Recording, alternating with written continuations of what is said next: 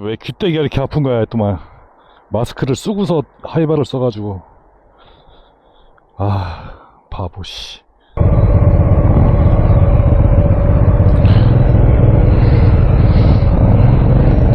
누가 뿌렁 하길래 뒤에 친구가 뿌렁 하는 줄 알았더니 지나가는 경찰 아저씨가 뿌렁 하고 인사하고 가시네요.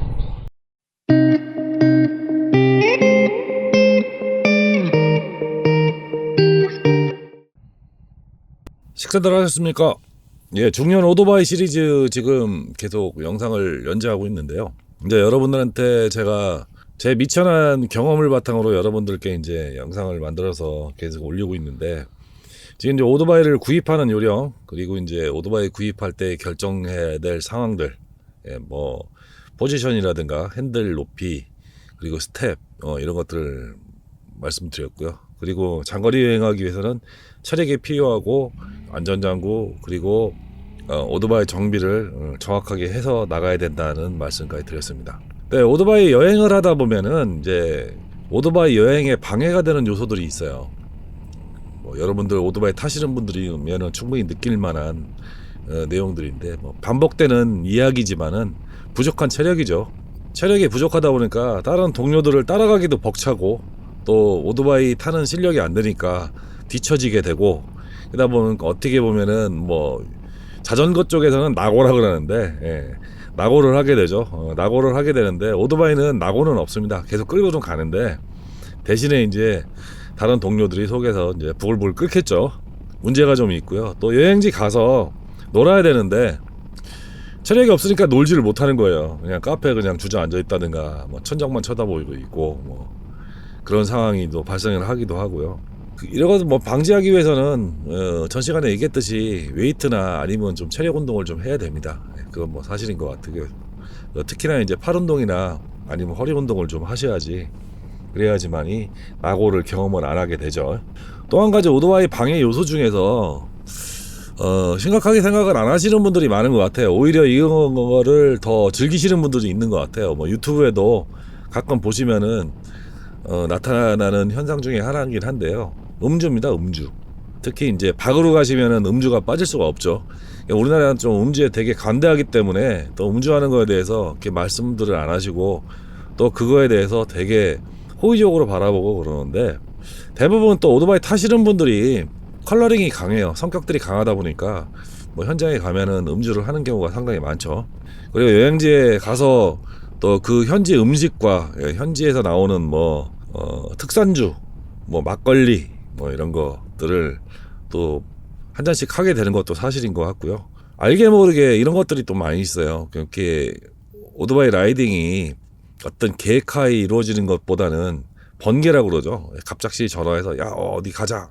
뭐 밤에도 출발하기도 하고, 뭐 새벽에 출발하기도 하고, 저녁 때 약속해서 새벽 일찍 출발하기도 하고, 막 그런 즉흥적인 약속들을 많이 해서 이제 팀을 이뤄서 많이 이제 여행을 하게 되는데, 전날 음주를 하시고 숙취해서 깨라지 못한 상태에서 오토바이를 타시는 분들이 있는 것 같더라고요.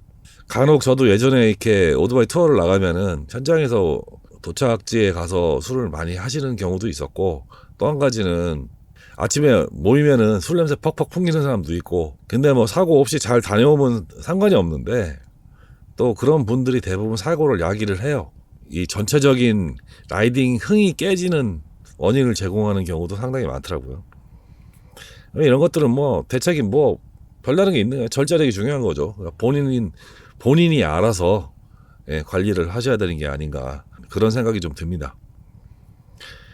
그리고 우리나라 도로 상태를 말씀을 안 드릴 수가 없는데, 우리나라 도로 포장 상태가 동남아나 뭐 몽고나 뭐 이런 러시아, 뭐 중국 이런 데보다는 훨씬 좋은 건 사실인데요. 실제 선진국에 비해서는 도로 포장 상태나 이런 것들이 그렇게 과히 좋지를 않습니다.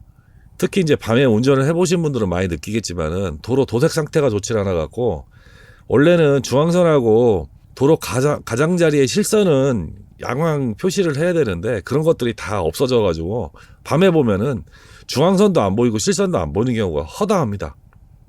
그게 왠지는 모르겠는데 최근 한 십몇 년 사이에 그런 현상이 많이 보이는 것 같아요. 특히 비가 오거나 그러면은 도로에 아예 밤에는 그냥 그 중앙선이나 표시선이 아예 보이지 않는 경우가 상당히 많더라고요. 이런 현상이 아마 도로 포장을 하거나 아니면은 도로 도색을 하는 거에 대한 법령이 바뀌었거나 그런지는 모르겠는데 선진국에 비해서는 도로 상태가 상당히 안 좋습니다. 또 그리고 이제 겨울이 있고 여름이 있고 봄 가을이 있는 사계절이 있는 나라이기 때문에 우리나라 같은 경우는 봄이나 여름에 포트홀이 많이 생기죠. 도로에 가면 움푹움푹 파여있는 부분들이 많은데 특히 이게 겨울에 많이 생깁니다. 왜 그러냐면 겨울에 아스팔트나 콘크리트 도로 같은 것들은 얼었다 녹았다 하면서 도로가 깨져나가거든요. 특히 이제 아스팔트 도로가 유난히 심한데 그럴 경우에 빨리빨리 보수를 하면 되는데 지방 지자체에서 그렇게 공무원들이 적극적으로 차들이 많이 다니지 않는 도로까지는 그렇게 빨리 수리하지는 않아요. 왜 그런 것들은 그냥 대부분 동네에서 민원이 들어오거나 그러면 수리를 해주는 정도를 하기 때문에 지방 국도를 가시면은 도로가 움푹움푹 패 있는 경우가 봄에 상당히 많습니다. 지금 가시면은 4차선 도로도 도로 가운데 움푹움푹 파인 데가 상당히 많습니다. 겨울에 이제 염화칼슘을 뿌릴 때 그냥 뿌리는 게 아니고 모래에 섞어서 뿌리죠. 도로가에 모래, 도로 가 쪽도 그렇지만 중앙선, 차 바퀴가 닿지 않은 중앙 부분도 모래가 상당히 많습니다. 그러니까 오토바이는 그 부분을 달려야 되는데 모래가 있기 때문에 어쩔 수 없이 가장자리나 중앙선에 붙어서 달릴 수밖에 없는 거예요. 그러다 보면은 뭐 코너를 탈 때 코너를 잃어버려서 되게 위험한 순간도 맞이할 수 있고 그런 현상들이 좀 아쉽지 않은가 그런 생각이 좀 들고요. 뭐 이런 것들은 극복하기 위해서는 방법이 특히 없는 것 같아요. 일단 뭐 조심해서 운전하는 방법밖에 없죠. 또 한 가지가 내가 자주 가는 도로를 계속 이용하는 거죠. 뭐 내가 여기서 지리산을 간다 그러면은 저는 이제 청주 살기 때문에 청주, 옥천, 그리고 무주, 장수, 뭐 남원, 지리산 이렇게 간다. 지리산에서 또 더 내려가서 하동까지 간다 그러면 뭐 지리산에서 화개장터를 통해서 하동을 가고 또 지리산 구례에서 뭐 순천이나 여수 쪽으로 갈 수 있고 아니면 담양으로 갈 수도 있고 뭐 이런 식으로 어느 종착점까지는 최대한 좋은 길을 선택해서 가고 거기서부터 이제 관광지에 따라서 길을 나눠서 갈 필요가 있는 것 같아요. 그래서 저희들은 친구하고 둘이 루트를 만들었습니다. 남해안 쪽을 가는 루트가 있고요, 서해안을 가는 루트가 있고 강원도를 가는 루트가 있습니다. 그리고 이제 저쪽 동해안 쪽으로 가는 루트도 있고요. 그래서 루트를 몇 개를 만들어 놓고 1년에 그 도로는 한 몇 번씩 한 10대 번씩 왔다 갔다 한다고 보면 되죠. 도로 사정을 굉장히 잘 알아요. 그러다 보니까 코너에 대한 압박감 같은 것도 없고요, 도로 상태에 대한 압박감이 되게 없어요. 왜? 여기서부터 여기까지는 도로가 안 좋다는 거를 대부분 인지를 하고 가기 때문에 상당히 그 주변에 가면 조심을 하게 되죠. 이런 어떤 대책이 좀 필요하지 않을까 생각이 되고요.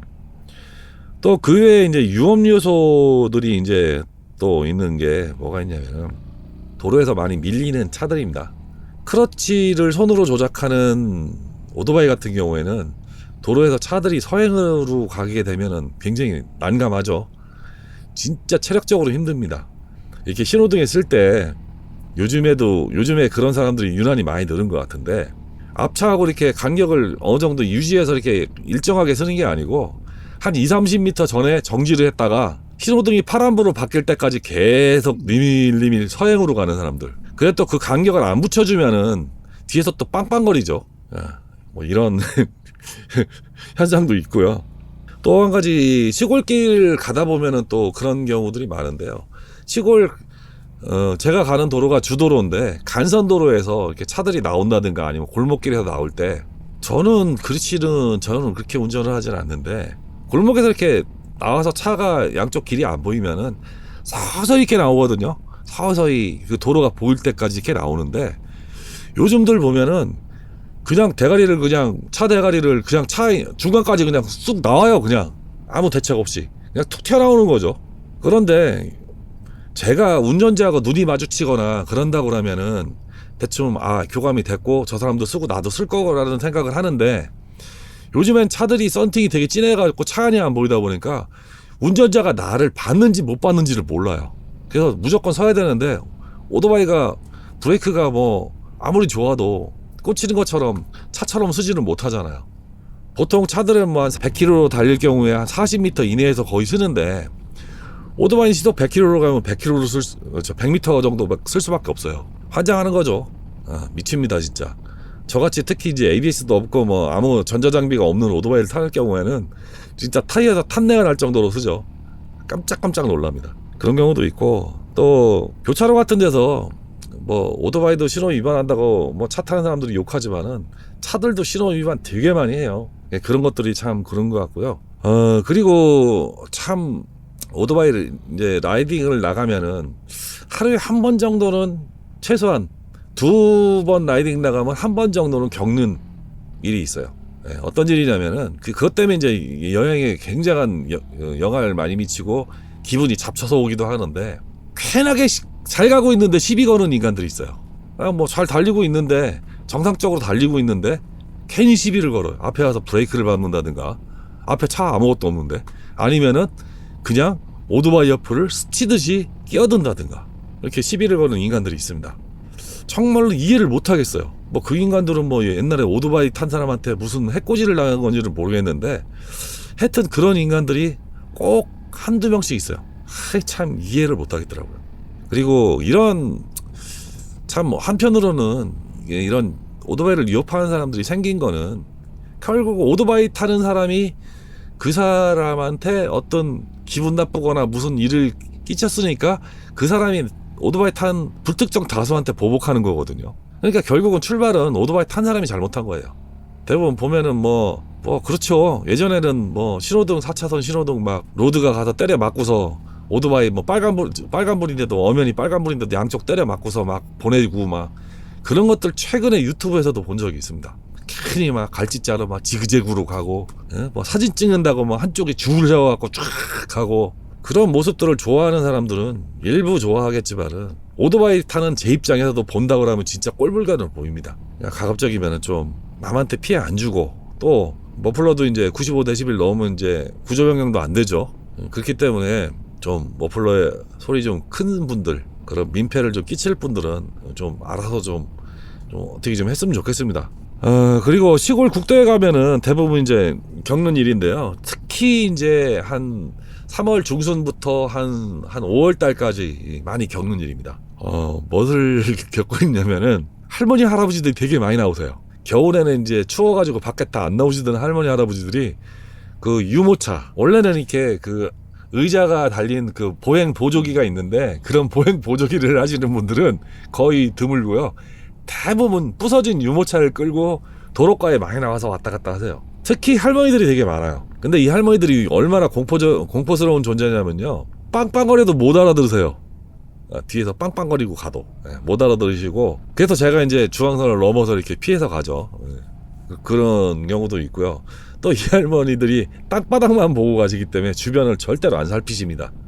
그러면서 길 걷는데도 이렇게 쳐다보고 건너셔야 되는데, 그냥 도로가 이렇게 가시다가 뒤에서 차 오는데 직각으로 꺾어가지고 도로를 건너셔요. 나는 건널라니까 네가 피해 가라, 이런 얘기죠. 진짜 가끔가다 한 번씩 이제 찔끔찔끔 놀라죠.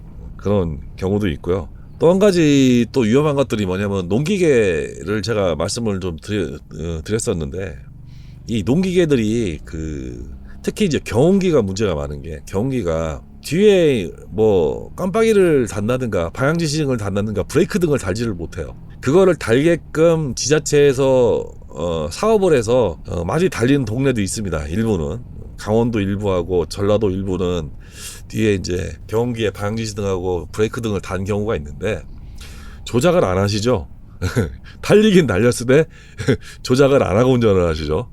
근데 이 경운기가 얼마나 무서우냐면은, 가다가 좌회전한다고 대가리 딱 꺾어버리잖아요. 그러면 경운기는 거의 앞대가리가 직각으로 꺾입니다. 정말로 맞닥뜨리면요, 진짜 소름 돋습니다. 상상하기도 싫을 정도 위험합니다. 특히 뭐 트랙터 같은 경우는 뒤에 농기구를 단다든가 아니면 뭐 짐을 실었다든가 그러면은 후방시야가 없어요. 그러니까 뒤에 뭐 오는 거 신경 안 쓰고 그냥 좌회전 우회전합니다. 근데 또 웃긴 거는 뭐냐면은, 교통사고가 나면은 도로교통법에 의한 처리를 하는 게 아니고 특례법으로 처리를 할 수밖에 없어요. 또 중요한 게 농기구들이 책임보험을 들지를 않습니다. 그러다 보니까 내가 농기구를 들여박았을 때는 보험 처리를 해서 처리를 해주면 되는데, 이 농기구들이 가격이 굉장히 비쌉니다. 뭐 트랙터 같은 경우는 거의 억대에 육박할 정도로 가격이 비싸기 때문에 그 물어주는 가격도 문제고요. 내가 경운기나 아니면 트랙터한테 사고를 당했을 경우에는 책임보험을 가입하지 않았기 때문에 보험 처리가 상당히 애매하죠. 그러니까 잘못하면은 사고를 당하고도 처리를 못 받는 경우가 생길 수가 있습니다. 처리를 하려면은 민사소송을 해야 되겠죠. 그런 좀 위험한 문제가 있기 때문에 절대로 시골길에서는 과속을 하거나 아니면은 농기구를 조심하지 않으면은 진짜 크게 문제가 되는 경우가 있을 수가 있습니다. 반드시 유념을 하셔야 될 것 같고요. 이런 문제는 뭐 정답 없습니다. 시골길에서는 서행하는 수밖에 없어요. 그 외의 방법은 제가 보기에는 없을 것 같습니다. 그래서 여러분들도 시골길을 가실 경우에는 진짜 보행자 그리고 농기계는 반드시 조심해서 운전을 하셔야 되고요. 마지막으로 또 말씀을 안 드릴 수 없는 게 날씨를 말씀을 안 드릴 수가 없어요. 앞에서 말씀드렸다시피 한국은 사계절이 있는 나라입니다. 그러다 보니까 사계절 내내 문제가 있죠. 봄에는 이제 아까 얘기했다시피 이제 염화칼슘에 의한 모래나 뭐 포트홀 이런 것들이 문제고, 여름에는 비가 많이 와요. 비가 와서 도로가 젖었거나 아니면은 물이 고였을 경우에는 자동차하고 대응할 수 있는 방식이 완전 다릅니다. 왜냐면은 오토바이는 대부분 바퀴가 두 개밖에 없기 때문에 자동차보다 훨씬 더 위험하고 미끄럽습니다. 그래서 비가 오는 도로를 달리는 것도 상당히 위험한 부분이 있고요. 또 겨울에는 눈이 오죠. 뭐 눈은 말했다시피 이거는 뭐 미끄러운 정도가 아니에요. 아예 주행이 불가능해요. 그렇기 때문에 눈비가 오거나 그러면은 상당히 주행에 어려움이 있고요. 또 겨울에는 땅이 얼죠. 봄에도 이제 대부분 이제 땅이 어는 경우가 이제 추워질 때는 있는데, 이럴 경우에는 정말로 위험해요. 아예 처음부터 그냥 쭉 다 얼었으면은 안 가야겠다라는 생각을 하는데, 특히 이제 겨울에서 봄으로 넘어오는 간절기에는 이제 도로에 이제 블랙아이스라고 있죠. 중간중간 얼어 있는 경우, 이런 경우는 굉장히 위험할 수가 있습니다. 어느 정도 속도를 내고 달리고 있다가 그늘에서 얼음을 만났다.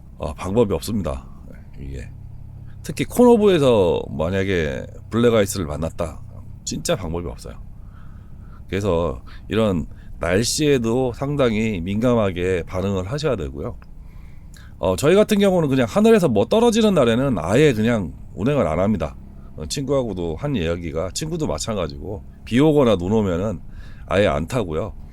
그리고 겨울에도 아예 주행을 안 합니다. 그리고 한여름에도 가급적이면 주행을 안 하는 편이고요. 봄, 가을 날씨 좋을 때만 뭐 한 2월 말에서 한 5월 중순, 뭐 좀 늦으면 6월 초까지 운행을 하고요. 그리고 가을에는 8월 말에서 한 11월 초 여기까지만 주행을 하고, 그 외에는 거의 도로 주행을 안 하는 편이고요. 그리고 안개나 그리고 아침 이슬에도 상당히 위험한 요소가 될 수가 있어요. 그래서 그런 것들은 각자 조심할 수밖에 없고, 또 뭐 여름에 주행을 하다가 갑자기 비를 만났다든가 그러면 어쩔 수 없겠지만은 가급적이면 일기예보를 좀 확인을 하시고 그리고 운행을 하셔야만이 도로에서 안전하게 주행할 수 있는 여건을 확보할 수가 있고요. 각자 조심하는 수밖에 없습니다. 이게 오토바이를 타는 게 단순하게 그냥 취미로 즐기는 게 아니고 상당한 위험한 요소들이 상당히 뭐 존재를 하죠. 나 자신도 위험하고요. 특히 나 자신뿐이 내가 조심해도 남들에 의해서 사고가 나는 부분도 상당히 많습니다. 그렇기 때문에 그런 부분들을 다 좀 고려를 하셔서 사전에 위험 요소들을 파악하시고 운행을 하셨으면 좋겠습니다. 그리고 오토바이를 잘 타는 거는 테크닉이 좋은 분들이 아니면 스킬이 좋은 분들이 잘 타는 게 아니고요. 오토바이를 진정 잘 타시는 분은요, 나이 먹어서까지 늦게까지 오랫동안 타시는 분이 정말 잘 타시는 분입니다. 이 점 감안해 주시고요. 마지막으로 라이딩을 하면서 쉽게 겪을 수 있는 일을 몇 가지 보여드리겠습니다. 하루 동안 겪은 일인데요, 몇 가지 사례를 보여드리고 오늘 마치도록 하겠습니다.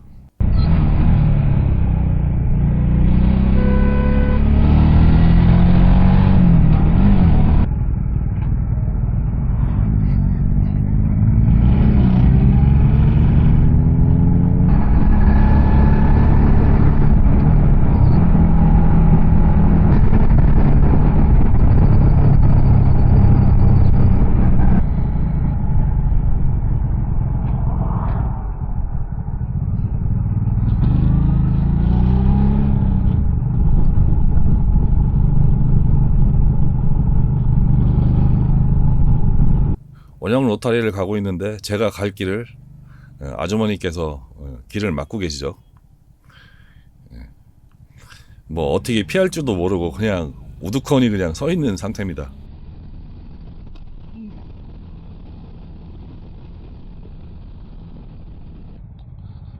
아유, 한유한 아줌마들 많아요. 그냥 이거 차에 대부분 팍 타갖고 또 이런 경우도 있는데요. 일로 가 절로 가 그러면 아주머니들끼리 이제 카페 촌에 놀러 온 상황인데 이제 어디 카페를 갈 것인지 이제 고민을 하면서 가는 거죠. 한 카페를 골랐습니다. 근데 그 카페를 가기 위해서는 먼 길을 일방통행으로 돌아가기 싫으니까 잠시 잠깐 한 100여 미터를 역주행하기 위해서 가는 모습입니다. 알러지 죽지. 진입금지라고 번여지 써있는데도 글리 기어들어가고 앉았어. 같은 장소에서 벌어진 일인데요. 아까와 똑같이 가까운 카페를 가기 위해서 역주행하는 차가 이제 오는 상황인데 이 도로가 정방 주행으로 가게 되면은 경사가 굉장히 급한 도로를 올라가게 돼 있어요. 경사가 굉장히 심한 도로였는데 그 심한 도로 끝에는 블라인드 코너가 있습니다. 그 블라인드 코너에서 역주행하는 차량이 갑자기 튀어나온 경우입니다.